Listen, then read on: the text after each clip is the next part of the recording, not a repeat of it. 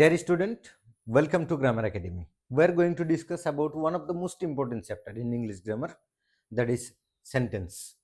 সেন্টেন্সক মোট তিনটা ডিভিজনত 10টা ভাগত ভাগ করা হয়েছে। তার এক নম্বরে থাকিব অ্যাফার্মেটিভ এন্ড নেগেটিভ, অর্থাৎ অ্যাকর্ডিং টু মিনস অর্থ অনুযায়ী বাক্যক দুটা ভাগত ভাগ করা হয়েছে, অ্যাফার্মেটিভ আর নেগেটিভ। তাৰপিছত অ্যাকর্ডিং টু পারপোজ উদ্দেশ্য অনুযায়ী বাক্যক 5টা ভাগত ভাগ করা হয়েছে। According to purpose there are 5 kinds of sentence: assertive, interrogative, imperative, optative and exclamatory. And last, according to structure there are 3 kinds of sentence. গঠন অনুযায়ী বাক্যক মোট তিনটা ভাগত ভাগ কৰিছে, সেইটো হল simple sentence, compound sentence and complex sentence, অৰ্থাৎ সৰল বাক্য, যৌগিক বাক্য, জটিল বা মিশ্ৰ বাক্য। ওপৰত আমি লিখি ৰাখিছো বাক্যৰ মোট তিনটা ডিভিজনত 10টা ভাগত ভাগ কৰা হৈছে, 2, 5 আৰু 3।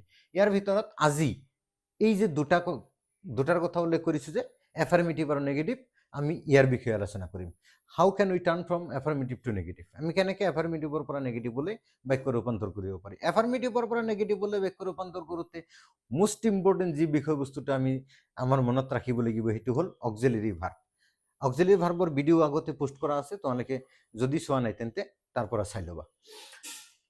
অ্যাফার্মেটিভ বাক্যত যদি কোনো অক্সিলারি ভার্ব থাকে, if there would have an auxiliary verb in the quoted sentence, then we should use not or negative word after the auxiliary verb, after the auxiliary verb. যদি বাক্যত অক্সিলারি ভার্ব থাকে তেন্তে auxiliary ভাৰ্বৰ পিছত not বা negative শব্দ ব্যৱহাৰ কৰিলেই নেগেটিভ হৈ যাব। আশা কৰিছো কথাটো বুজত আহিছে। সমস্যা থাকিলে কমেন্ট বক্স খোলাই আছে, যিকোনো মুহূৰ্তত তোমালোকৰ প্ৰশ্ন কমেন্ট বক্সত কমেন্ট কৰি জনাব পাৰা। বাক্যত যদি অক্সিলাৰি ভাৰ্ব থাকে তেন্তে সেই অক্সিলাৰি ভাৰ্বৰ পিছত নট বহালেই নেগেটিভ হৈ যাব। ইয়াত উদাহৰণস্বৰূপে আমি এটা বাক্য যদি লওঁ, হি হেজ এ কাউ, ইয়াত এই বাক্যটোত অক্সিলারি ভার্ব কি আছে? হেজ আছে। গতিকে হেজৰ পিছত নট বহালে নেগেটিভ হৈ যাব, যেহেতু সূত্ৰে কৈছে if there would have any auxiliary verb in the quoted sentence then we should use not or negative word after the auxiliary verb. তেন্তে হ্যাজ টু হল অক্সিলারি ভার্ব, গতিকে অক্সিলারি ভাৰ্বৰ পিছত নট বহালে নেগেটিভ হৈ যাব। উত্তৰটো আহিব he has not a cow. অৰ্থটো কি আছিল? হি হেজ এ কাউ, তেওঁৰ এটা গাই গৰু আছে। আমাৰ এতে উত্তৰ হব লাগিব, যেহেতু নেগেটিভ কৰিম গতিকে উত্তৰ হব আমাৰ তেওঁৰ এটা গাই গৰু নাই। উত্তৰটা হয়েছে he has not a cow, তেওঁৰ এটা গাই গৰু নাই। এতিয়া প্ৰশ্ন আহিব পাৰে যে যদি বাক্যত অক্সিলারি ভাব না থাকে, প্রথমতে আমি পালো বাক্যত অক্সিলারি ভাব থাকিলে, যদি না থাকে বাক্যত এনে বাক্য আছে যিবোৰ বাক্যত অক্সিলাৰি ভাব নাথাকিব। এতিয়া আমাৰ প্ৰথমে মাইন্ডসেটত সোমাব লাগিব যে কিমানটা টেন্সত অক্সিলাৰি ভাব নথকা টেন্স আছে। এখাৰ কথা মনত ৰাখিবা, প্ৰেজেন্ট ইনডিফিনিটৰ পৰা আৰম্ভ কৰি ফিউচাৰ পাৰফেক্ট কন্টিনিউয়াস টেন্সলৈকে যি 12টা টেন্স আছে, এই 12টা টেন্সৰ ভিতৰত মোৰ 10টা টেন্সত অক্সিলাৰি ভাব থাকে। যদি আমি গঠন প্ৰণালী চাওঁ, ফৰ্মেশ্যন চাওঁ, ফৰ্মেশ্যনৰ দিশৰ পৰা 10টা টেন্সত অক্সিলাৰি ভাব থাকে। কেনেকে? Suppose present continuous tense, subject plus be verb, be verb মতে থাকিব এমিসাৰ, অৰ্থাৎ এমিসাৰটো এটা অক্সিলাৰি ভাৰ্ব। সেইকাৰণে এইবোৰ বাক্যত অক্সিলাৰি ভাব থাকে। মাত্ৰ দুটা টেন্সতে অক্সিলাৰি ভাব নাথাকে, এটা হ'ল প্ৰেজেন্ট ইনডিফিনিট, আনটো হ'ল পাস্ট ইনডিফিনিট। যদি বাক্যত অক্সিলারি ভাব না থাকে তেন্তে ডো ভার্বর হয় লব লাগিব। ডো ভার্বত অক্সিলারি ভাব কেইটা? 3টা, ডো, ডিড, ডাস, এই 3টা। এই 3টা অক্সিলারি ভার্বেই প্রেজেন্ট ইনডিফিনিট আৰু পাস্ট ইনডিফিনিট টেন্সত ব্যৱহাৰ কৰা হ'ব। কিয়? কাৰণটো হ'ল যে এই দুটা টেন্সত অক্সিলারি ভাব না থাকে। If there would have not any auxiliary verb in the quoted sentence then we should take help from do verb or we should use do verb. যদি বাক্যটো প্রেজেন্ট ইনডিফিনিট টেন্স থাকে আৰু subject টু third person singular number থাকে তেন্তে does বহিব। যদি বাক্য প্রেজেন্ট ইনডিফিনিট টেন্স থাকে, once again I would like to repeat, যদি বাক্য প্রেজেন্ট ইনডিফিনিট টেন্স থাকে আৰু সাবজেক্ট টু থার্ড পার্সন সিঙ্গুলার নাম্বার থাকে তেন্তে ডাজ বহিব। If the sentence is in present indefinite tense and the subject is in third person singular number then we should use does. আশা কৰিছো clear হয়েছে। যদি বাক্য প্রেজেন্ট ইনডিফিনিট টেন্স থাকে কিন্তু সাবজেক্ট টু থার্ড পার্সন সিঙ্গুলার নাম্বার না থাকে, বেলেগ নাম্বার পার্সন থাকে, ক্ষেত্র কেইটা? মোট 6টা। 6টাৰ ভিতৰত মাত্ৰ এটা ক্ষেত্ৰতে ডাজ বহিব, সেইটো হ'ল থাৰ্ড পাৰ্সন সিঙ্গুলাৰ নাম্বাৰ। আৰু বাকি যি 5টা থাকিল, first person singular number, first person plural number, second person singular, second person plural, third person plural, এই 5টা ক্ষেত্ৰতেই ডো ব্যৱহাৰ কৰা হ'ব। কিন্তু ইয়াত কথাটো হ'ল সেন্টেন্সটো প্রেজেন্ট ইনডিফিনিট টেন্স থাকাটো মেন্ডেটরি। ইয়াত বাক্য প্রেজেন্ট ইনডিফিনিট টেন্স থাকিলে ডো বা ডাজ দুইটাই ব্যৱহাৰ হয়, কিন্তু সাবজেক্টটো যদি থার্ড পার্সন সিঙ্গুলার নাম্বার থাকে তেন্তে ডাজ, সাবজেক্টটো থার্ড পার্সন সিঙ্গুলার নাম্বার না থাকিলে ডো। আৰু বাক্য যদি পাস্ট ইনডিফিনিট টেন্স থাকে তেন্তে ডিড ব্যৱহাৰ কৰা হ'ব। এই ক্ষেত্ৰত সাবজেক্টৰ কোনো ধৰাবন্ধা ৰুল ৰেগুলেশ্যন নাই যে সাবজেক্টটো অমুক নম্বৰ অমুক পাৰ্চন থাকিব লাগিব, তেনে কোনো ধৰাবন্ধা ৰুল ৰেগুলেশ্যন নাই। সাবজেক্টটো যিয়েই নহওক টেন্স টু মাত্র পাস্ট ইনডিফিনিট থাকিলেই অক্সিলারি ভার্ব হিসেবে ডিড ব্যবহার করা হবে। এর যদি আমি উদাহরণস্বরূপ কেটা বাক্য লও যে বাক্য প্রেজেন্ট ইনডিফিনিট টেন্স থাকিলে সাবজেক্ট টু থার্ড পারসন সিঙ্গুলার নাম্বার থাকিলে ডাজ বহে, সাবজেক্ট টু থার্ড পারসন সিঙ্গুলার নাম্বার না থাকিলে ডো বহে, বা পাস্ট ইনডিফিনিট থাকিলে ডিড বহে। ইয়ার ক্ষেত্রে যদি কেটামান উদাহরণ আমি ইয়াত লও, আমি কেটামান উদাহরণ ইয়াত উপস্থাপন করে রাখিছো তোমালোকের কারণে। হি রিডস এ বুক, এই বাক্যটো ৰিডৰ লগত যোগ কৰা আছে মানে বাক্য কোন টেন্স আছে প্ৰেজেন্ট ইনডিফিনিট। এতে প্ৰেজেন্ট ইনডিফিনিটৰ ক্ষেত্ৰত হি টু কি থার্ড পারসন সিঙ্গুলার নাম্বার, বাক্য প্রেজেন্ট ইনডিফিনিট সাবজেক্ট টু থার্ড পারসন সিঙ্গুলার নাম্বার থাকিলে কি বহে ডাজ বহে, তেন্তে ডাজ বহিছে। হি ডাজ নট নেগেটিভ করার কারণে নট ব্যবহার করা হয়েছে। Read a book. এতিয়া এটা প্ৰশ্ন আহিব যে ৰিডৰ লগত যি এছ আছিল তেন্তে সেই এছটো ক'ত গ'ল। এই ক্ষেত্ৰত ইয়াত আমি তোমালোকৰ সুবিধাৰ্থে লিখি ৰাখিছো যে ভাৰ্বৰ লগত যদি এছ বা ইএছ যোগ থাকে তেন্তে সেইটো নেগেটিভত গৈ উঠি যাব, সেইটো ব্যৱহাৰ নহ'ব।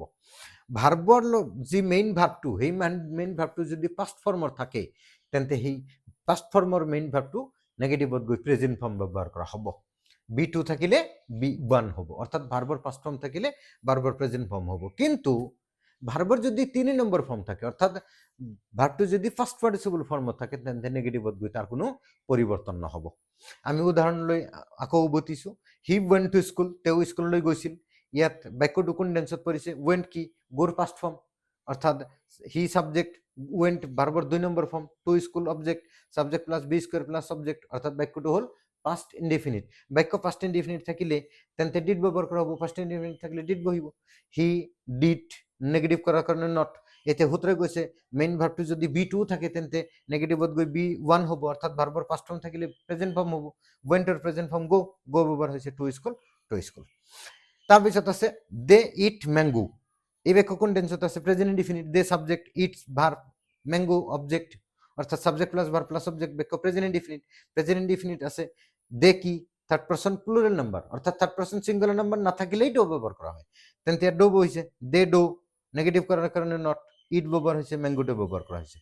এতিয়া লাস্ট উদাহৰণটো যি লৈছো, he has done da sum, he has done দা সাম, এই বাক্যটোৰ ক্ষেত্ৰত লক্ষ্য কৰা অক্সিলাৰি ভাৰ্ব অলৰেডি ব্যবহাৰ আছে হ্যাজ, সেই কাৰণে হ্যাজৰ পিছত নট বহালে নেগেটিভ হৈ যাব।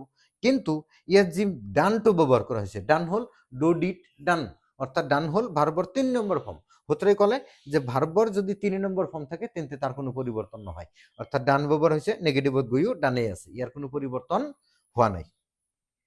এতিয়া নৰ্মালি যিখিনি সেন্টেন্স আমি পাও, জেনাৰেলি দৈনন্দিন জীৱনত যিখিনি পাও সেইখিনিৰ কথা আমি এতিয়া কলো।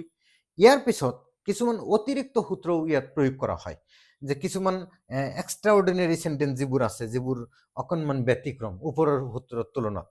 যদি বাক্যটো ইউনিভাৰ্সাল ট্ৰুথ থাকে, চিৰসত্য বাক্য থাকে, চিৰসত্য বাক্য বুলি ক'লে কি বুঝো, যেনে গাখীৰ বগা, কয়লা কলা, সূৰ্য পূব ফালে উদয় হয়, সূৰ্য পশ্চিম ফালে মাৰ যায়, এই জাতীয় বাক্যবোৰ যিবোৰ একেবাৰে চিৰন্তন সত্য ইউনিভাৰ্সাল ট্ৰুথ, সেই বাক্যবোৰ কেনেকৈ আমি পৰিৱৰ্তন কৰোঁ।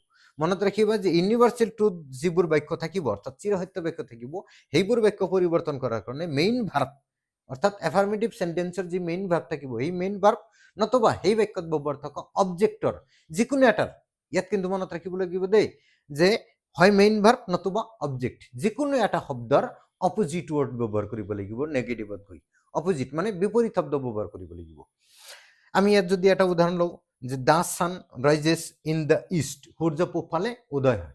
এতিয়া আমি ইয়াক মেইন ভাৰ্বৰ বিপৰীত শব্দ বহুৱাইও নেগেটিভ কৰিব পাৰিম, অবজেক্টৰ অপোজিট ওয়াৰ্ড ব্যবহাৰ কৰিও নেগেটিভ কৰিব পাৰিম। আমি দুই ধৰণে কৰি দেখুৱাইছো তোমালোকৰ সুবিধাৰ্থে। প্ৰথমে কৰিছো অবজেক্টেৰ বিপৰীত শব্দ ব্যবহাৰ কৰি। অবজেক্ট কি ইস্ট, ইস্ট মানে কি পূব, পূবৰ বিপৰীত কি পশ্চিম, পশ্চিমৰ ইংৰেজি শব্দ কি ওয়েস্ট, এতিয়া ইস্টৰ পৰিৱৰ্তে ওয়েস্ট ব্যবহাৰ কৰা হ'ব।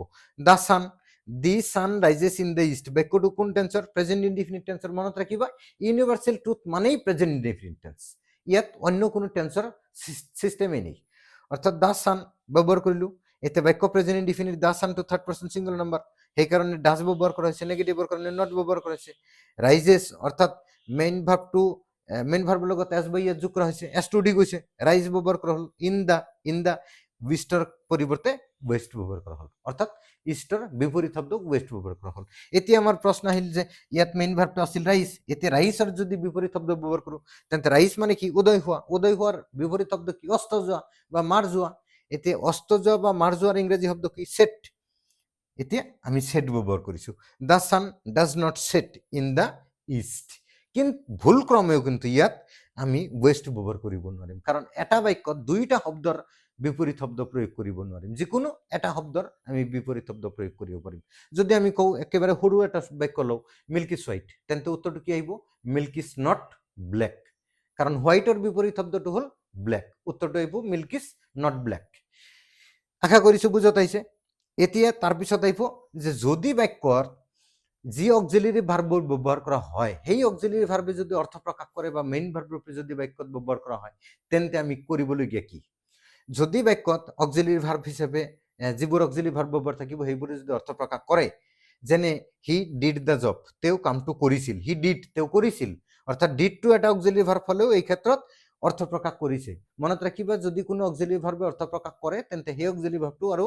অক্সিলাৰি ভাৰ্ব হৈ নাথাকে সেইটো মেইন ভাৰ্ব ৰূপে গণ্য কৰা হয় এতিয়া লক্ষ্য কৰা যদি ডিডটো অক্সিলাৰি ভাৰ্ব মেইন ভাৰ্ব হিচাপে কাম কৰিছে যেহেতু অৰ্থ প্ৰকাশ কৰিছে গতিকে মেইন ভাৰ্ব হিচাপে কাম কৰিছে যদি মেইন ভাৰ্ব হিচাপে কাম কৰিছে তেন্তে এই বাক্যত অক্সিলারি ভার্ব কি আছে নাই যদি নাথাকে তেন্তে চাব লাগিব বাক্যটো কোন টেন্সত আছে হি ডিড হি কি সাবজেক্ট ডিড কি ডোর পাস্ট ফর্ম ডাজ অফ কি অবজেক্ট বাক্য কোন টেন্সর পাস্ট ইনডিফিনিট টেন্সর এতে পাস্ট ইনডিফিনিট টেন্সর থাকিলে কি ব্যবহার হয় পাস্ট ইনডিফিনিট টেন্স থাকিলে ডিড ব্যবহার হয় এতে আমি ব্যবহার করলো হি এতিয়া নেগেটিভ অক্সিলারি ভার্ব হিসাবে আনিলো ডিড এই ডিড কিন্তু এই ডিড নহয় এটা আমি ধার কৰি আনিলো বাক্যত অক্সিলাৰি ভাৰ্ব নাছিল কাৰণে এই ডিড ধাৰ কৰি আনিলো তাৰপিছত নেগেটিভ কৰাৰ কাৰণে নট ব্যবহাৰ কৰিলো তাৰপিছত আহিব মেইন ভাৰ্বৰ 1 নম্বৰ ফৰ্ম যেহেতু মেইন ভাৰ্বটো যদি ফাৰ্স্ট ফৰ্মত থাকে তেন্তে নেগেটিভত গৈ প্ৰেজেন্ট ফৰ্ম হয় ডিডৰ প্ৰেজেন্ট ফৰ্ম কি ডো এই ডো ব্যবহাৰ কৰিলো তাৰপিছত ডাজ অফ আশা কৰিছো বুজত আহিছে একেবাৰে সদৌ শেষত at last without sense meaning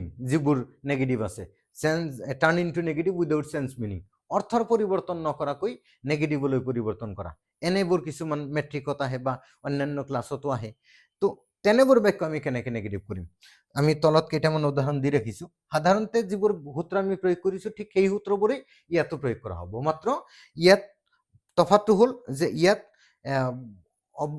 main verb নতুবা অবজেক্টৰ বিপৰীত শব্দটো প্ৰয়োগ কৰিব লাগিব অৰ্থাৎ ইউনিভাৰ্সেল ট্ৰুথৰ ক্ষেত্ৰত যি আমি সূত্ৰ প্ৰয়োগ কৰিছো উইদাউট সেন্স মিনিংৰ ক্ষেত্ৰতো একেই সূত্ৰ প্ৰয়োগ কৰা হ'ব যেনে he is a ton boy he is a টল বয় এই বাক্যটোত আমি এতিয়া পৰিৱৰ্তন কাৰ কৰিম টলৰ কাৰণ টলটোৱে হিৰ বিশেষত্ব বুজাইছে গতিকে টলৰ বিপৰীত শব্দ ব্যৱহাৰ কৰিব লাগিব হি ইজ এ টল বয় তেওঁ এজন ওখ ল'ৰা এতিয়া টলৰ বিপৰীত শব্দ কি টলৰ বিপৰীত শব্দ হ'ল শৰ্ট এতিয়া ভুল ক্ৰমেও কেতিয়াবা স্মল নাভাবিবা তোমালোকে কাৰণ স্মলৰ বিপৰীত শব্দ হ'ল বিগ বিগৰ বিপৰীত শব্দ হ'ল স্মল টলৰ বিপৰীত শব্দ হ'ল শৰ্ট টল মানে ওখ শৰ্ট মানে চাপৰ বিগ মানে ডাঙৰ স্মল মানে সৰু অৰ্থাৎ অপোজিট ৱৰ্ডবোৰ অকণমান ইউজ হিচাপে ব্যৱহাৰ কৰিব লাগিব ক'ত কোনটো ব্যৱহাৰ কৰা হয় এতিয়া যদি ইয়াৰ বিপৰীত শব্দ প্ৰয়োগ কৰোঁ he is not a short boy তেওঁ এজন চাপৰ ল'ৰা নহয় তেওঁ এজন চাপৰ ল'ৰা নহয় মানে কি তেওঁ ওখ ল'ৰা তেওঁ এজন ভাল ল'ৰা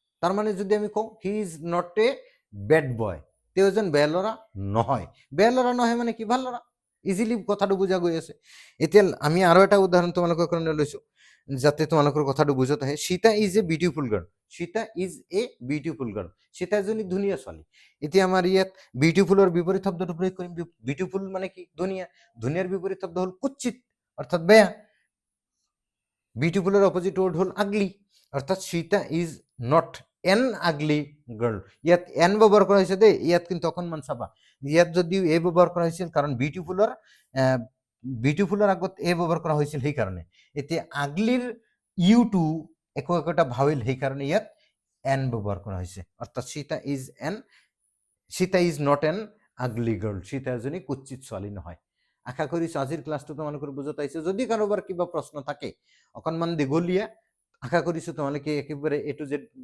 ভিডিঅ'টো চালা নেক্সট ক্লাছত তোমালোকৰ লগ পাম তাৰ প্ৰতিশ্ৰুতিৰে আজিৰ ক্লাছটো আমি শেষ কৰিছো ধন্যবাদ